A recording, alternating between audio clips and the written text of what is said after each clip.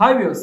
ఆంధ్రప్రదేశ్లో ఒక hot debate నడుస్తోంది. పవన్ కళ్యాణ్ గారితో సరి సమానంగా నారా లోకేష్ గారిని కూడా డిప్యూటీ సీఎం చేయాలనే డిమాండ్ చాలా మంది టీడీపీ సీనియర్ నేతలు, ఫర్ ఎగ్జాంపుల్ ట్రిపుల్ గారు కావచ్చు, సోమిరెడ్డి చంద్రమోహన్ రెడ్డి గారు కావచ్చు, వీళ్ళందరూ కూడా ఏపీ సీఎం చంద్రబాబు గారి ముందు ఉంచారు.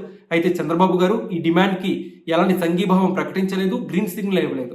కేవలం ఇది సోషల్ మీడియాలో గ్రౌండ్ లెవెల్లో టీడీపీ వర్గాల నుంచి వస్తున్న డిమాండ్ మాత్రమే. అయితే ఈ డిమాండ్ పై జనసేన వర్గాలు కాస్త ఆగ్రహంగా ఉన్నాయి. డిప్యూటీ సీఎం గా పవన్ కళ్యాణ్ గారు మాత్రమే ఉండాలి అని చెప్పి జనసేన వర్గాలు కోరుకుంటున్నాయి. అయితే ప్రస్తుతం ఈ డిబేట్ లో చాలా పర్స్పెక్టివ్స్ ఉన్నాయి. అసలు సడన్ గా టీడీపీ వాళ్ళు ఎందుకు ఈ ప్రతిపాదన తెర మీదకి తీసుకొచ్చారు? 2, లోకేష్ గారికి డిప్యూటీ సీఎం అయ్యే అర్హత ఉందా? 3, ఇది ఎథికల్లీ మోరల్లీ కరెక్టేనా? 4, ఒకవేళ లోకేష్ గారు డిప్యూటీ సీఎం అయితే అది పవన్ కళ్యాణ్ గారి పొలిటికల్ కెరీర్ కి, పొలిటికల్లీ ఎదగడానికి ఏమైనా అడ్డుకట్టపడే అవకాశం ఉందా? 5, లోకేష్ గారిని డిప్యూటీ సీఎం గా ప్రకటిస్తే అది లోకేష్ గారికి, టీడీపీకే నష్టం, అయితే ఎందుకు? సో ఇవన్నీ కూడా ఈ డిబేట్ లో ఉన్న పర్స్పెక్టివ్స్. అసలు ముందుగా సడన్ గా ఎందుకు టీడీపీ వర్గాలు ఈ డిమాండ్ ని తెర మీదకి తీసుకొస్తున్నాయి? సీరియస్లీ చెప్తున్నానండి, చాలా మంది రాజకీయ విశ్లేషకుల అభిప్రాయం ఏంటంటే ప్రస్తుతం ఆంధ్రప్రదేశ్ రాష్ట్రానికి కానీ, ఆంధ్రప్రదేశ్ ప్రజలకు కానీ లోకేష్ గారిని డిప్యూటీ సీఎం చేయడం వల్ల వచ్చే లాభాలు, ఉపయోగాలు ఏమీ లేవు. ఎందుకంటే పవన్ కళ్యాణ్ గారు ప్రస్తుతం తన బాధ్యతల్ని, కర్తవ్యాల్ని సక్రమంగా నిర్వహిస్తున్నారనే అభిప్రాయం చాలా మంది ప్రజల్లో ఉంది. సో సడన్ గా లోకేష్ గారిని కూడా డిప్యూటీ సీఎం చేయాలి అని చెప్పి ఒక ప్రతిపాదన తీసుకురావడం నిజంగా ఒక అప్రస్తుతమైన నిర్ణయం. అప్రస్తుత ప్రసంగం అంటారు కదా, అట్లా ఉంది. ఒక పక్కన నారా లోకేష్ గారు ఐటీ మినిస్టర్ గా, ఎడ్యుకేషన్ మినిస్టర్ గా తన బాధ్యతల్ని సక్రమంగా నిర్వహిస్తున్నారు. మరో పక్కన పవన్ కళ్యాణ్ గారు డిప్యూటీ సీఎం గా, అలానే Panchayati Raj and rural development, forest ministry, అలానే సైన్స్ అండ్ టెక్నాలజీ మినిస్ట్రీ తన పోర్ట్ఫోలియోస్ ని సక్రమంగా నిర్వహిస్తారు. సో అంతా సవ్యంగా సాగుతున్న వేళ, కూటమి ప్రభుత్వం అంతా హాయిగా సాగుతున్న వేళ ఈ అప్రస్తుత ప్రసంగం తెచ్చి కూటమిలో చీలికలు తేవడం, కార్యకర్తలు ఒక అలజడి రేపడం నిజంగా ఒక ఆరోగ్యకరమైన వాతావరణం అయితే కాదు ఇది. సరే, లోకేష్ గారి టీడీపీ వర్గాలు చాలా మంది ఒక ఫ్యూచర్ ఆఫ్ టీడీపీగా పరిగణిస్తూ ఉంటారు. సో లోకేష్ గారికి కూడా పవన్ కళ్యాణ్ గారి లాగా హైయెస్ట్ ప్రయారిటీ ఇవ్వాలని చెప్పి టీడీపీ వర్గాలు కోరుకోవడంలో తప్పేం లేదు, న్యాయం ఉంది. ప్రస్తుతం లోకేష్ గారికి అర్హత ఉందా అంటే ఎస్, అర్హత కూడా ఉంది. లోకేష్ గారు టీడీపీని రివైవ్ చేయడంలో కీలక భూమిక పోషించారు. తన్ని తాను ట్రాన్స్ఫార్మ్ చేసుకున్న విధానం నిజంగా హర్షించదగ్గ విషయం. సో లోకేష్ గారికి అర్హత ఉంది. కానీ ప్రస్తుతం ఆంధ్రప్రదేశ్ రాష్ట్రానికి అవసరం లేని నిర్ణయం ఇదని చెప్పి నా అభిప్రాయం. టీడీపీ వర్గాలు సడన్ గా ఈ నిర్ణయం ఎందుకు తీసుకొచ్చారనే దాని మీద సోషల్ మీడియాలో ఇంకో భిన్నాభిప్రాయాలు కూడా వినిపిస్తున్నాయి. పవన్ కళ్యాణ్ గారు ఎవరు అవునన్నా కాదన్నా కానీ ఈ 8 నెలల కాలంలో ఒక పాజిటివ్ ఇంపాక్ట్ క్రియేట్ చేశారు.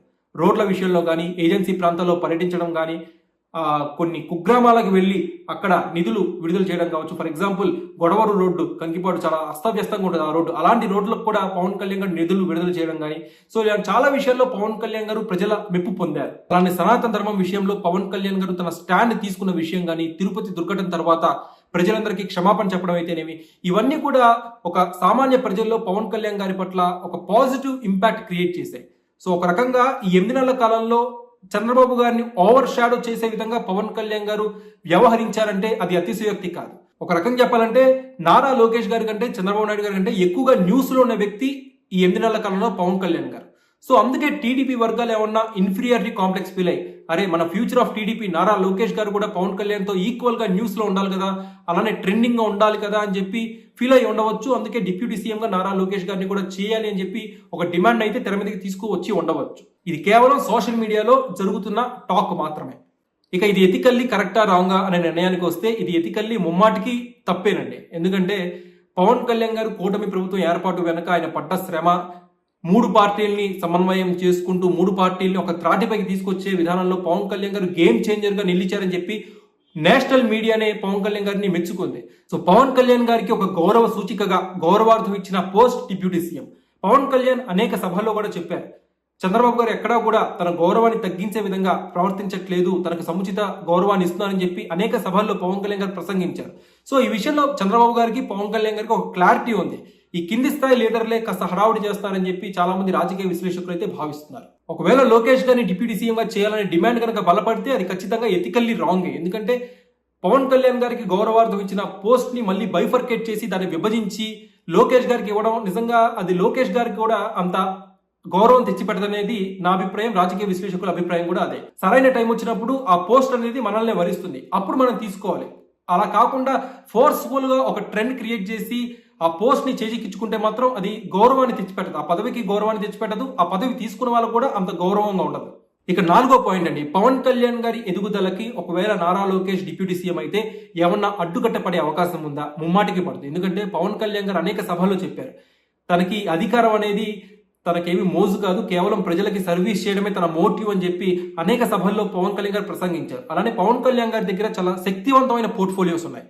Rural development, Panchayati Raj and rural development, forest ministry, అలానే సైన్స్ అండ్ టెక్నాలజీ, ఇవన్నీ కూడా చాలా పవర్ఫుల్ పోర్ట్ఫోలియోస్, ప్రజలకి అందుబాటులో ఉండి ప్రజలకి ఎక్కువ సేవ చేయడానికి అవకాశం ఉన్న పోర్ట్ఫోలియో. సో ఈ పోర్ట్ఫోలియోస్ పవన్ కళ్యాణ్ దగ్గర ఉన్నంత కాలం పవన్ కళ్యాణ్ గారి రాజకీయ ఎదుగుదలకి, పొలిటికల్ కెరీర్ కి ఈ 5 ఏళ్ల కాలంలో ఎలాంటి డోకా ఉండదు. ఒకవేళ పవన్ కళ్యాణ్ గారి దగ్గర నుంచి ఈ ఇంపార్టెంట్ పోర్ట్ఫోలియోస్ వేరే మంత్రులకి కేటాయిస్తే అప్పుడు పవన్ కళ్యాణ్ గారి ఫ్యాన్స్ కానీ జనసేన వర్గాలు కానీ సీరియస్ అవ్వచ్చు. ఈ పోర్ట్ఫోలియోస్ పవన్ కళ్యాణ్ గారి దగ్గర ఉన్నంత కాలం డిప్యూటీ సీఎం పోస్ట్ విషయంలో బైఫర్కేషన్ వచ్చినా కానీ పవన్ కళ్యాణ్ గారి పొలిటికల్ కెరీర్ కి ఎలాంటి ఇబ్బంది ఉండదు, డోకా ఉండదు.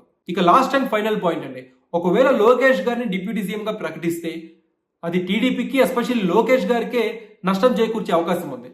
దానికి కారణం ఏంటంటే పవన్ కళ్యాణ్ గారు ఆల్రెడీ డిప్యూటీ సీఎం పదవికి వన్నె తెచ్చారు అని చెప్పి చాలా మంది ప్రజలు ఫీల్ అవుతున్నారు. పబ్లిక్ టాక్ రూపంలో చాలా మనకి వీడియోస్ లో, యూట్యూబ్ లో కూడా చూసుకోవచ్చు.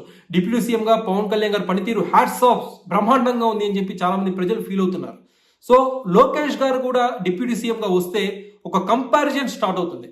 పవన్ కళ్యాణ్ గారు ఇంత చేశారు కదా డిప్యూటీ సీఎం ఉన్నప్పుడు, లోకేష్ ఏం చేశారని చెప్పి ఒక కంపారిజన్ స్టార్ట్ అవుతుంది. సో పవన్ కళ్యాణ్ గారితో కంపారిజన్ స్టార్ట్ అయినప్పుడు అది ఖచ్చితంగా లోకేష్ గారికి ఒక ప్రెషర్ తీసుకొస్తుంది. ఖచ్చితంగా లోకేష్ గారు ప్రూవ్ చేసుకోవాల్సి వస్తుంది. పవన్ కళ్యాణ్ గారి అంటే ఎక్కువగా తను ఏం చేశానని చెప్పి ప్రతి రోజు లోకేష్ గారు ప్రూవ్ చేసుకోవాల్సి వస్తుంది. సో పవన్ కళ్యాణ్ గారితో పాటుగా లోకేష్ గారు డిప్యూటీ సీఎం గా చేయడం అనేది సూసైడికల్ డెసిషన్. సో ప్రస్తుతం ఉన్న ఐటీ మినిస్ట్రీని, ఎడ్యుకేషన్ మినిస్ట్రీని సక్రమంగా నిర్వర్తించాలి. ఎక్స్ట్రా బర్డెన్ తీసుకొని పవన్ కళ్యాణ్ గారితో కంపారిజన్ తెచ్చుకొని అనవసరంగా లోకేష్ ఎక్కువ బడ్డెన్ తెచ్చుకుంటాడేమని చెప్పి చాలా మంది రాజకీయ విశ్లేషకులు అయితే భావిస్తారు. సో వ్యూవర్స్ చూశారు కదా, ప్రస్తుతం ఆంధ్రప్రదేశ్ లో జరిగే డిబేట్ ఇది.